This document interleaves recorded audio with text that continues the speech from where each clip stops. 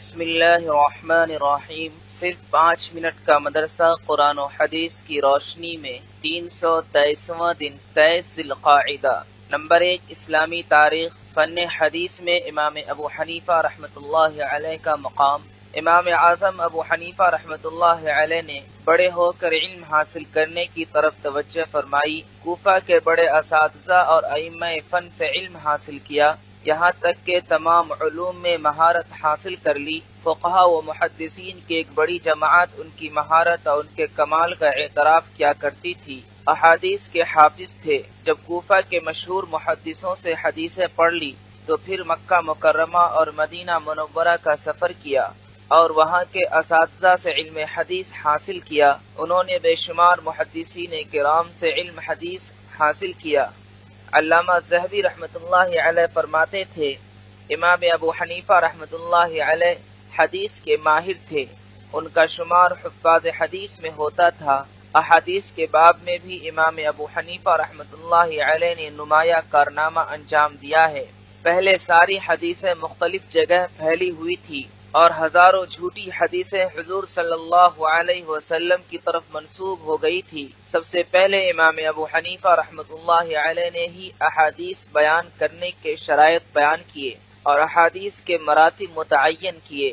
راویوں کے حالات اور ان کی حیثیت سے وہ خوب اچھی طرح واقف تھے۔ اسی وجہ سے امام ابو یوسف رحمۃ اللہ علیہ فرماتے تھے کہ امام ابو حنیفہ رحمۃ اللہ علیہ مجھ سے زیادہ صحیح حدیثوں کو جاننے والے ہیں۔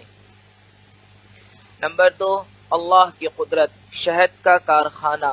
اللہ تعالیٰ نے اپنی قدرت سے انسانوں کی خدمت کے لیے ایک چھوٹی سی مخلوق شہد کی مکھی بنائی جو پھولوں سے رس جمع کر کے چھتوں میں محفوظ کر دیتی ہے۔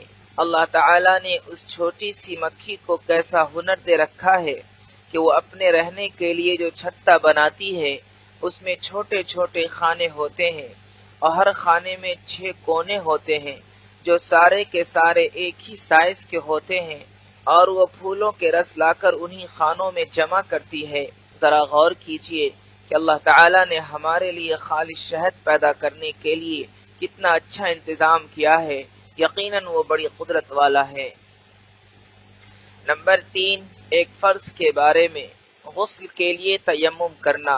قرآن میں اللہ تعالیٰ فرماتا ہے، اگر تم بیمار ہو جاؤ یا سفر میں ہو یا تم میں سے کوئی شخص اپنی طبعی ضرورت یعنی پیشاب پاخانہ کر کے آیا ہو یا اپنی بیوی سے ملا ہو اور تم پانی کے استعمال پر طاقت نہ رکھتے ہو تو ایسی حالت میں تم پاک مٹی کا ارادہ کرو یعنی تیمم کر لو۔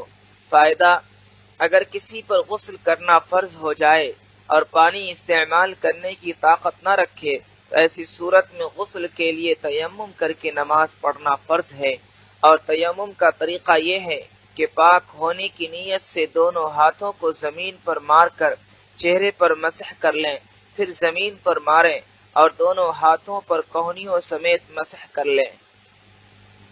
نمبر 4، ایک سنت کے بارے میں۔ عشاء کی نماز میں مسنون قرات۔ رسول اللہ صلی اللہ علیہ وسلم عشاء کی نماز میں والشمس وضحاها اور اسی جیسی صورتیں پڑھا کرتے تھے۔ نمبر 5، ایک اہم عمل کی فضیلت۔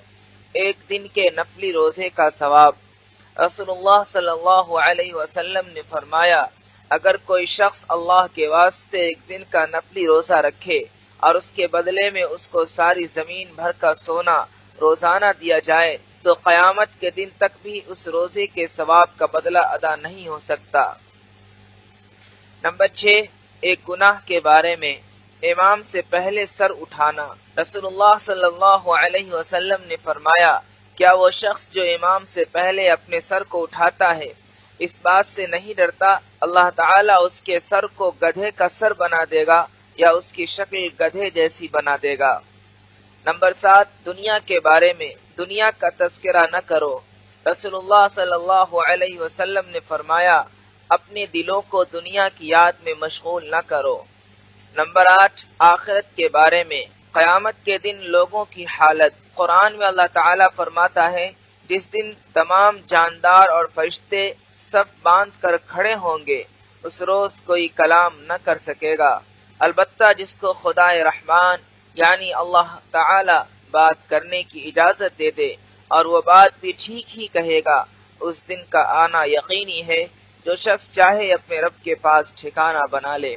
نمبر 9، طب نبوی سے علاج، جوڑوں کے درد کا علاج۔ رسول اللہ صلی اللہ علیہ وسلم نے فرمایا، انجیر کھاؤ، پھر اس کی اہمیت بتاتے ہوئے ارشاد فرمایا، اگر میں کہتا کہ جنت سے کوئی پھل اترا ہے تو یہی ہے، کیونکہ جنت کے پھلوں میں گٹھلی نہیں ہے اور انجیر کا یہی حال ہے، لہذا اسے کھاؤ، اس لیے کہ یہ بواسیر کو ختم کرتا ہے اور جوڑوں کے درد میں مفید ہے۔ نمبر 10، قرآن کی نصیحت۔ قرآن میں اللہ تعالیٰ فرماتا ہے، تمہارے رب نے فرمایا ہے کہ مجھ سے دعا مانگو، میں تمہاری دعا قبول کروں گا۔ بلا شبہ جو لوگ میری عبادت کرنے سے تکبر کرتے ہیں وہ عنقریب ذلیل ہو کر جہنم میں داخل ہوں گے۔